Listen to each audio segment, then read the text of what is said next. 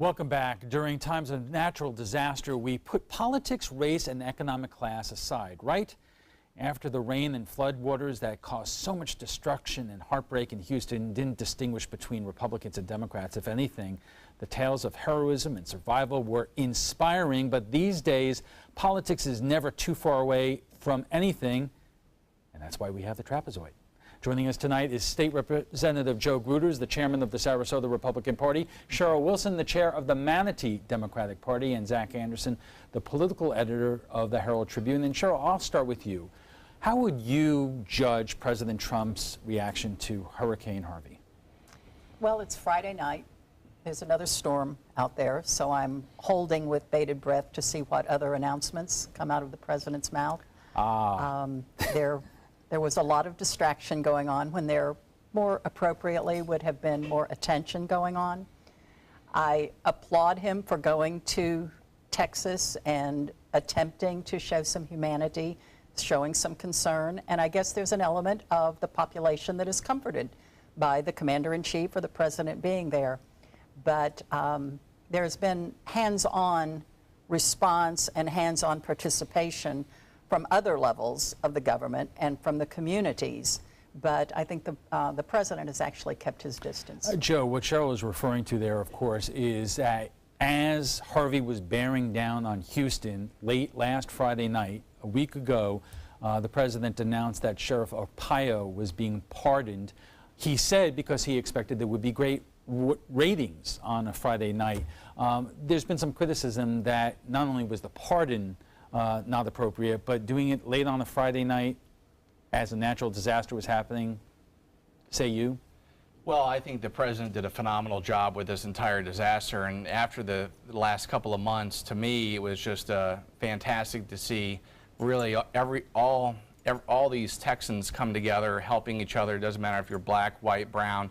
To me, it shows that humanity does have a future, that we can get along, that we could do better. I think Donald Trump coming down there and visiting and staying out of the way was the right move. I think the fact that his administration has been so on top of things in terms of coordination between federal, state, and local governments and trying to push out a response that I don't think we've ever seen in a natural disaster. This is why we elect a president to lead. I think he's done an amazing job, and I think that people should give him credit across the board. And as for the sheriff, I'm very excited that he, and I think it was the right move to, they got the sheriff on a technicality. And to me, I think he was punished for following the law and doing what was right. Yeah. That's essentially, and he defied a court order. And on top of that, he defied a court order. And on top of that, he asked for a jury trial. He was denied. And here's a guy that's trying to follow the law and trying to follow the Constitution and trying to obey the laws that exist. If you don't agree with the laws, my thing is change the laws, right? Say we have no borders. You have all the illegal immigrants you want. But people should say that. The problem is the sheriff was doing what he thought was right in terms of protecting American citizens. They got him on a technicality. He wasn't given a fair jury trial, and I think Trump was right to pardon him. And I hope to bring him down to Sarasota soon. Zach, how is that argument playing here on the Suncoast? Well, I think that, there's a lot of people who do, if you're looking at the immigration perspective and Sheriff Arpaio, I think that there's a lot of people who do support President Trump when it comes to that immigration issue, and I think that plays pretty well here on the Suncoast. It's one of the reasons that Trump did so well here. This is, an overwhelmingly white area. There's a lot of, there's not a lot of diversity here, so, I don't think you hear a lot of that perspective from the Hispanic community as much here. But when it comes to the hurricane response and Trump's response to the hurricane, he did get a little bit of criticism there. And about what? Well, he got some criticism for making it more about himself a little bit. I mean, he talked about the crowd sizes when he was there. Some people said that he didn't meet with hurricane victims. I think that's sort of a lose-lose situation. People are always going to nitpick you about, some of those things. If you don't go to to the disaster zone. If you do go, you're distracting from what the rescue effort is. But I think the ultimate decision, the ultimate judgment on him will be whether or not his government really helps the people recover. All right, we're going to take a pause. We're going to talk more about the recovery in a moment. We are just getting warmed up. We'll have much more on the week of politics right after we check the first alert weather. Stay with us. Welcome back. Hurricane Harvey, Hurricane Aid, a new Fox poll on the president. And how is that all playing on the Suncoast? Joining us right now tonight are State Representative Joe Gruters, the chairman of the Sarasota Republican Party, Cheryl Wilson, the chair of the Manatee Democratic Party, and Zach Anderson, the political editor of the Herald Tribune. This week we saw incredible heartbreak and heroism in Houston. Now, what was absent was the politics of it all until now, because we are talking about the incredible amount of money it's going to take to make Houston and its residents good. And of course there is debate, especially raised by members of Congress, particularly from the Northeast, that when Superstorm Sandy had a devastating impact on the Northeast, a number of U.S. senators, particularly from Texas, including Senator Cruz, voted against giving all the aid that was requested for the victims of Hurricane Sandy. And of course, at this time, they are asking for billions of dollars to rebuild Houston. Chris Christie took on Senator Ted Cruz recently this week on television. Let's take a look. And I have no sympathy for this. And I see Senator Cruz, and it's disgusting to me that he stands in a recovery center with victims standing behind him as a backdrop, and he's still repeating the same reprehensible lies about what happened in Sandy. Every Texas Republican in Congress supported giving aid to the people of Sandy, to the victims of Sandy. All of us spoke out enthusiastically that of course there should be aid pursuant to the federal statutes to those in harm's way. Joe, PolitiFact said that Senator Cruz overstated that position, that reports of pork in the Sandy appropriations was overstated by Republicans like Ted Cruz.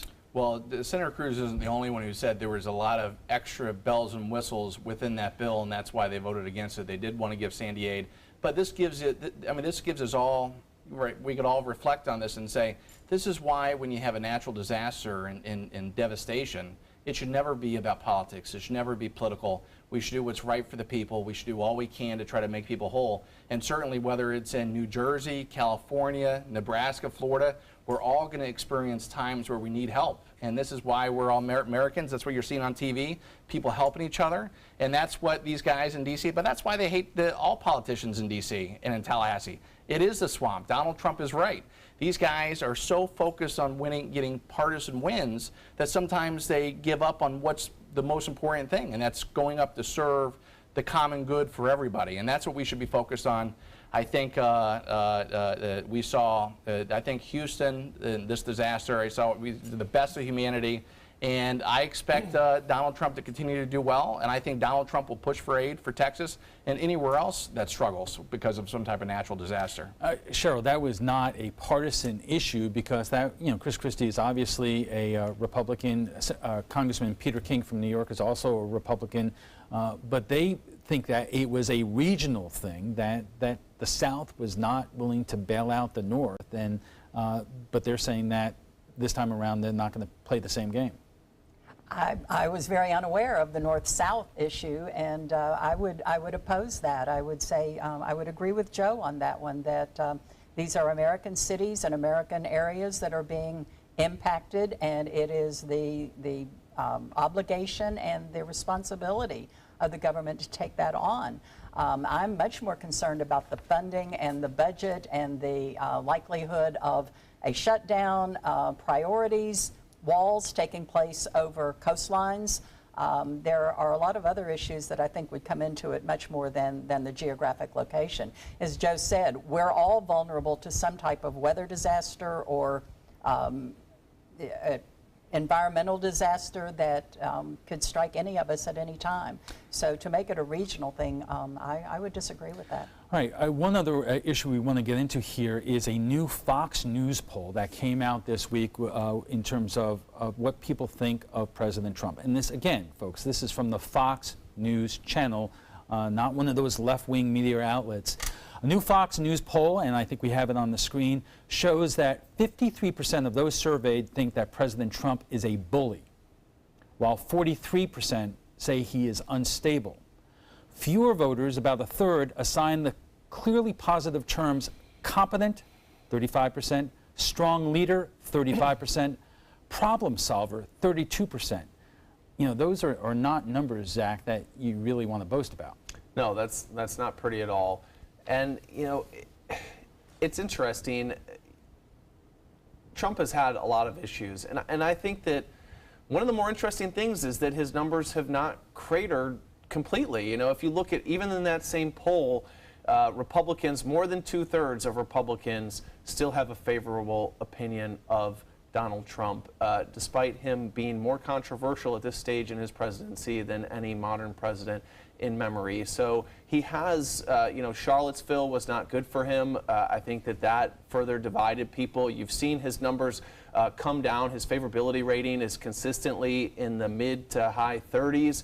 But, you know, you've seen other presidents get down below that, you know, into the 20s and below. After Katrina. Historically unpopular presidents, yes. And so it's interesting to see that he still does hold his base. When his base collapses, who knows whether that ever happens. But, you know, I think the poll does still hold some positive news for him. Joe, Charlotte. Well, I was just going to observe that I watched a bit of the focus group discussion, and it was very much a focus group of Trump voters. And I would call it a crater. They, when they went around the room and spoke with the people who had supported Trump in the election, it was almost unanimous that they were all disappointed. He was cratering in that room. But there are a few reasons that Trump supporters voted for him. They thought that he might have a legislative agenda, that something could be accomplished, and he hasn't done that. Joe alluded to the draining of the swamp, and the swamp that he was describing is just as ugly as ever. And you have a president who doesn't comport himself as most Americans expect that he would. Joe, I am unaware of any polling on these kind of issues that are taking place in Sarasota or the Suncoast or even the Tampa Bay area.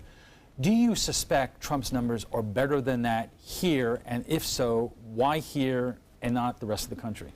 You know, I don't think the president is necessarily concerned about poll numbers necessarily. I think what he's concerned about is doing exactly what he said when he campaigned on.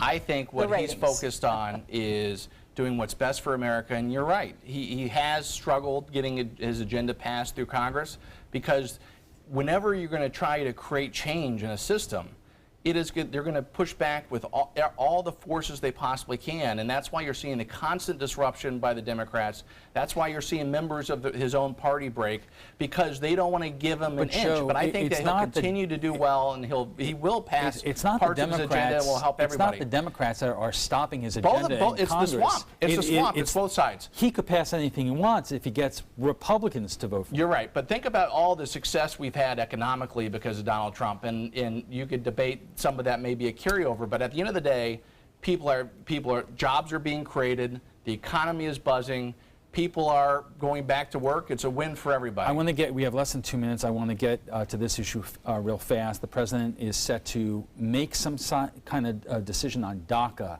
on Tuesday. For those of you who don't realize what that is, that's the Dreamers, the policy that President Obama took in not to emphasize the deportation of young people, children who came to the United States illegally brought in by their parents. Joe, the president said during the campaign he was sympathetic to that cause. Now there is at least talk he may depart from that position. It's going to be interesting to see what they come out with, but I think that the general policy should be, first and foremost, is you reward the people who came here legally. Some people have been in the system 15 years trying to become citizens. Certainly, the people need to get into the back of the line. And number two, really the focus needs to be on the violent offenders, people commit crimes, deport those people first. And I think that you'll see something similar to that when he comes out on Tuesday, because at the end of the day, people should be here legally. We're deporting them. They're coming back. And yeah, you're right. The kids are somewhat innocent victims. You don't break a bond with a group of people that you made that bond with when there's a legislative answer to it and a legislative approach.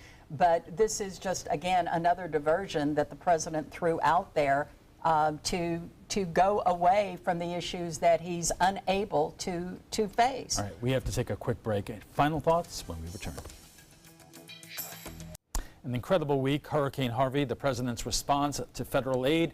Our guests join us right now for final thoughts, but there is some local political news, Zach, that I want to ask you about. That is the attention of State Representative Alex Miller, who was just elected less than a year ago, leaving the legislature.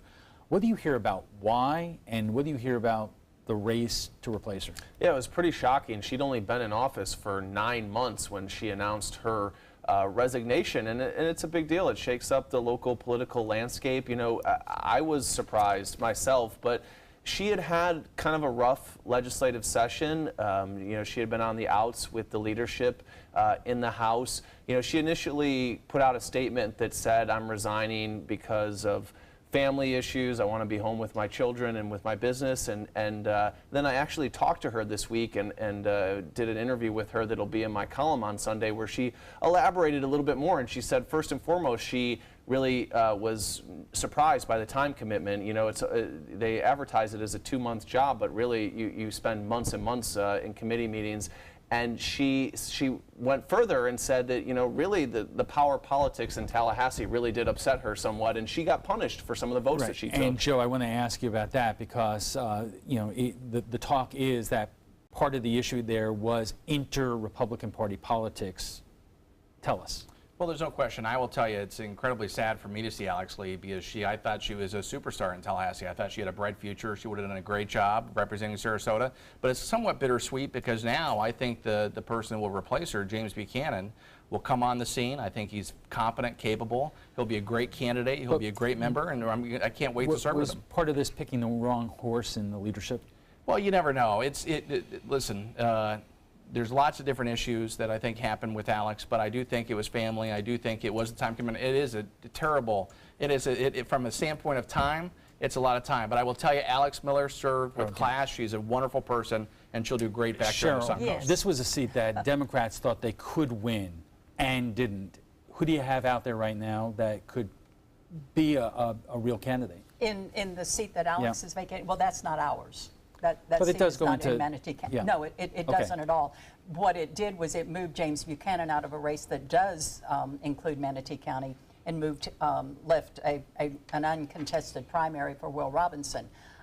So far uncontested. We are contesting that seat in Manatee County. Will Robinson is also a superstar. Okay. Exactly, and I think that was the plan that we saw come to fruition. We'll have to leave it there.